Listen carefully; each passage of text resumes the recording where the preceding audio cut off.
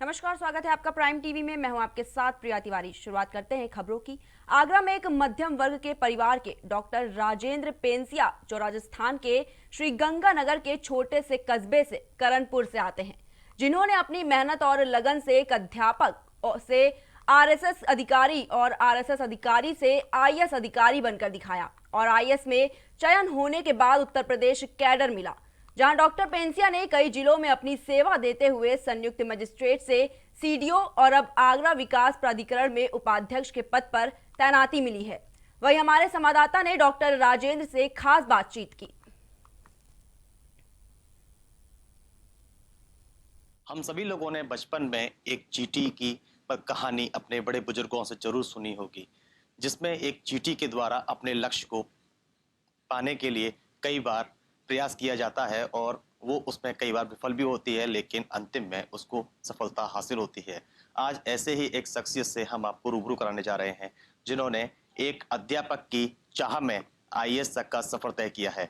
हमारे साथ हैं डॉक्टर राजेंद्र पेंसिया जी, जो राजस्थान के श्री गंगानगर जिले के करणपुर गांव से आते हैं, और जहां उनके गांव में शिक्षा का स्तर किस तरीके का था और क्या मन में आया उनके में, जिस तरीके से उन्होंने आईएएस तक का सफर चुनने का मन बनाया, उनसे जानते हैं। राजेंद्र जी, आपका बहुत स्वागत है। आपसे ये जानना चाहेंगे कि किस तरीके से आपके मन में आईएएस बनने का जहन में जो आया, वो क्या प्रक्रिया पूरी रही आपकी? प्रारंभिक तौर पर तो मैं एक गांव का निवासी था, तो छोटा सा कस्बा था, तो जितना बड़ा कस्बा उससे बड़ा सपना होता नहीं था। तो मेरी केवल यही था कि सामान्य जो शिक्षा दीक्षा थी उसके आधार पे एक सरकारी नौकरी मिल जाए, और हमारे लिए जो सरकारी सेवा का जो अर्थ था वो यही था कि या तो सचिव बन जाए, या पटवारी बन जाए, या शिक्षक बन जाए, या कहीं बैंक में कोई सेवा लग जाए। तो आरंभिक तौर पर मेरा यही स्वप्न था। ये थे हमारे साथ डॉक्टर राजेंद्र सिंह पेंसिया जी, जिन्होंने पूरा बताया कि किस तरीके से आगरा में जब यहाँ उपाध्यक्ष पद के लिए उनको तैनात किया गया है, तो किस तरीके से उनकी रूपरेखा रहेगी और किस तरीके से वो अपना आगे इसमें कार्य क्षेत्र को विस्तार करेंगे। आगरा से अमित शर्मा, टाइम। मैनपुरी के कस्बा बरनाहल कस्बा स्थित जीनियस इंटर कॉलेज में मिशन शक्ति नारी सुरक्षा को लेकर रैली का आयोजन किया गया, जिसमें अलग अलग विद्यालयों से आए हुए करीब 8000 छात्र छात्राओं ने हिस्सा लिया।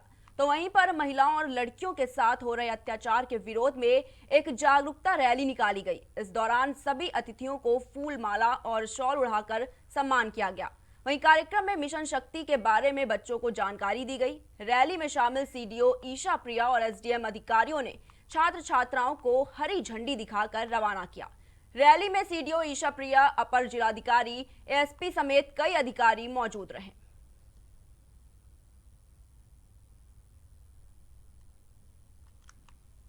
बता दें कि इस रैली में सीडीओ ईशा प्रिया, अपर जिलाधिकारी, एएसपी समेत कई अधिकारी मौजूद रहे। रैली में शामिल सीडीओ ईशा प्रिया और एसडीएम अधिकारियों ने छात्र छात्राओं को हरी झंडी दिखाकर उन्हें रवाना किया।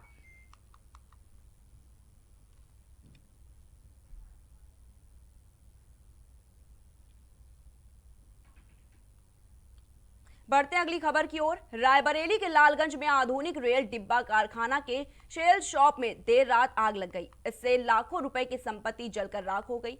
जानकारी के अनुसार देर रात में शेल शॉप में दक्षिण कोरिया की सिस कंपनी ऑटोमेटेड मशीन के जिग में शेल बनाने का काम चल रहा था।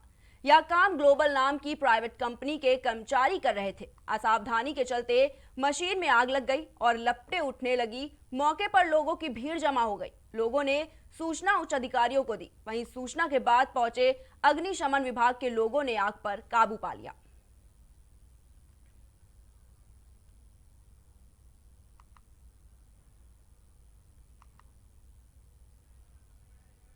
जहां एक तरफ प्रदेश सरकार महिलाओं की सुरक्षा और आत्मविश्वास बढ़ाने के लिए लगातार महिला शक्ति मिशन चला रही है, तो वहीं सीतापुर में एक बेसहारा महिला न्याय के लिए दर दर भटक रही है।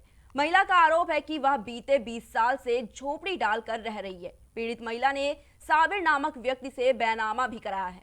महिला की गरीबी हालत को देखकर नगर पालिका द्वारा पीएम आवास प्रदान किया गया। महिला अपनी बैनामा भूमि पर पीएम आवास का निर्माण करा रही थी। वहीं तभी कुछ दबंग भूमि पर जबरन कब्जा करने लगे और उसे जान से मारने की धमकी दी।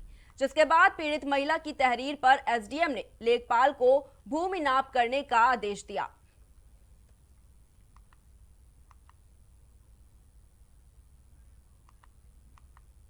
सीतापुर में भारतीय किसान मंच ने जिलाधिकारी को ज्ञापन सौंपा। ज्ञापन में आगामी पंचायती चुनाव को लेकर प्रशासन द्वारा जानकारी दी गई। आरक्षण सूची में किए गए बड़े पैमाने पर भ्रष्टाचार और आरक्षण नियमों के उल्लंघन को लेकर विरोध दर्ज कराया गया। वहीं इस मौके पर रामजन सामाजिक विकास संस्थान के अध्यक्ष शेख फारूक अहमद ने जिला प्रशासन को आरक्षण सूची की गड़बड़ी के बारे में अवगत कराया। भारतीय किसान मंच के प्रदेश अध्यक्ष शिव प्रकाश सिंह ने कहा कि जारी की गई जिला पंचायत सदस्य पद की आरक्षण सूची में बड़े पैमाने पर आरक्षण के मानकों की अनदेखी की गई है।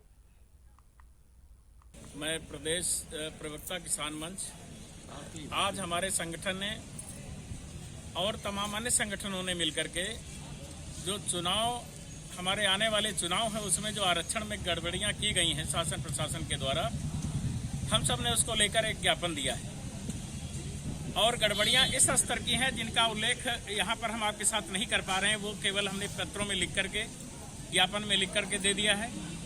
बेहतर ये होगा कि शासन प्रशासन अपनी त्रुटियां सुधार ले और लोकतंत्र को बहाली की तरफ ले चलने दे, मनमानी न करे, क्योंकि ये मनमानी हमारे गांव से लेकर के शहर और शहर से लेकर राजधानी, राजधानी से लेकर केंद्र सरकार तक को प्रभावित करेगी।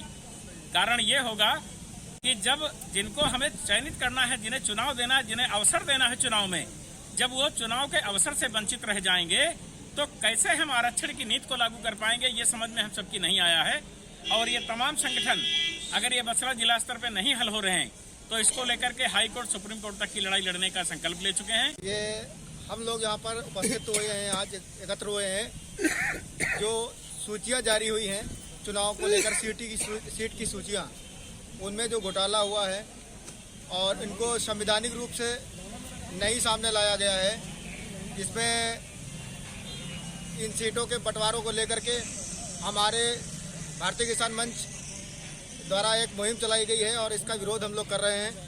हम लोग इस विरोध को जरूरत पड़ी तो हाई कोर्ट और सुप्रीम कोर्ट तक लेकर जाएंगे, जब तक न्याय नहीं मिलेगा।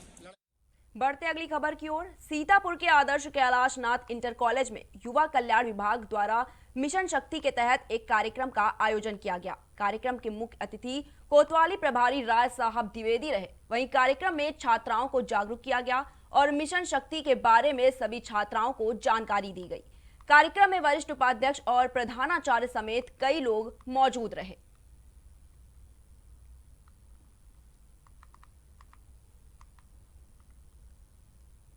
प्रतापगढ़ में सम्मान समारोह का आयोजन किया गया, जिसमें सभी पुलिसकर्मियों को सम्मानित किया गया। वहीं इस मौके पर अधीक्षक शिव हरि मीणा ने कहा कि अपने प्राणों की आहुति देकर जिले के व्यापारियों और समाज के हर वर्ग के मान सम्मान और सुरक्षा की रक्षा करूंगा। बता दें कि नगर कोतवाली पुलिस और स्वात टीम के प्रभारी और व्यापार मंडल के सभी संगठनों द्वारा नगर में श्याम बिहारी गली में हुई स्वर्ण व्यवसायी से लूट समेत कई बड़ी घटनाओं का खुलासा किया गया, जिसमें खुश होकर नगर के हादीहाल में सम्मान समारोह का आयोजन किया गया, जिसमें पुलिस कर्मियों को सम्मानित किया गया।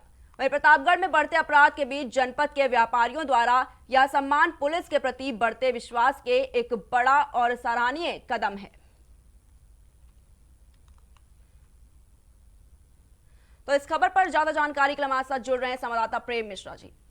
तो प्रेम जी, क्या कुछ अपडेट है इस खबर को लेकर? जिस तरह से पुलिसकर्मियों को सम्मानित किया गया है, उसमें क्या कुछ कहना है आपका?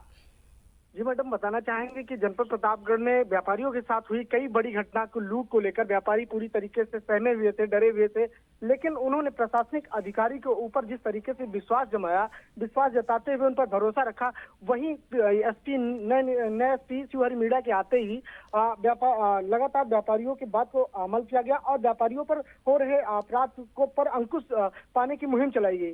लगातार गरुड़ वाहिनी, अन्य तरीके से कई चेकिंग अभियान के तहत ऐसे कई सारे अभियान चला करके कहीं न कहीं अपराधों पर नियंत्रण पाने का एक मुहिम धारण किया। फिर भी पुलिस अधीक्षक शिव हरि मीणा के माध्यम से व्यापारियों पर हुई लूट की घटना को, कई बड़ी घटनाओं का खुलासा किया गया और जल्द से जल्द खुलासा किया गया, जिसको लेकर पूरे व्यापार मंडल प्रतापगढ़ ने एक सम्मानित सभा लगाई स्थापित किया और उसमें समस्त पुलिसकर्मियों को, जिन्होंने इतनी बड़ी घटना को बिना किसी देर किए हुए संज्ञान में लेते हुए खुलासा कर दिया, उस घटना को कहीं ना कहीं खुलासा करते हुए इसीलिए पूरे व्यापार मंडल के लोगों ने उन्हें सम्मानित किया। जी, बहुत बहुत धन्यवाद आपका हमारे साथ जुड़ने के लिए। तो प्रतापगढ़ में पुलिस कर्मियों को सम्मानित किया गया है। प्रतापगढ़ में बढ़ते अपराध के बीच जनपद के व्यापारियों द्वारा यह सम्मान पुलिस के प्रति बढ़ते विश्वास के एक बड़ा और सराहनीय कदम रहा है।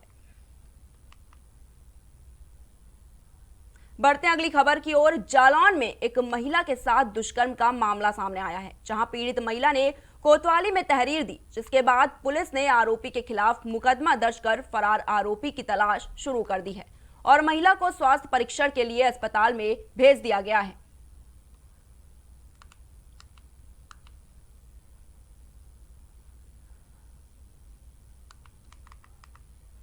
इस खबर पर हमारे साथ जुड़ रहे हैं संवाददाता जितेंद्र। तो जितेंद्र जी, क्या कुछ पूरा मामला सामने आ रहा है इस खबर को लेकर?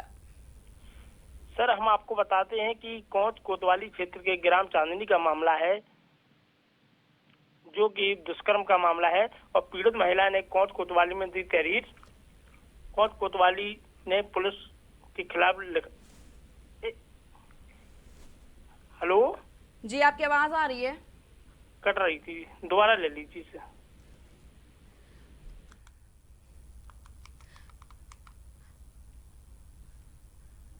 महिला के साथ दुष्कर्म का मामला सामने आया जालौन से, जहां पीड़ित महिला ने कोतवाली में तहरीर दी, वहीं जिसके बाद पुलिस ने आरोपी के खिलाफ मुकदमा दर्ज कर फरार आरोपी की तलाश शुरू कर दी है और महिला को स्वास्थ्य परीक्षण के लिए अस्पताल में भेज दिया है। तो ये खबर जालौन से हम आपको बता रहे हैं, जहां महिला के साथ दुष्कर्म का मामला सामने आया है। फिलहाल पुलिस आरोपी की तलाश में जुटी हुई है और महिला को स्वास्थ्य परीक्षण के लिए अस्पताल में भेज दिया गया है। फिलहाल के लिए इतना ही। देश दुनिया की तमाम बड़ी खबरों को देखने के लिए देखते रहिए प्राइम टीवी।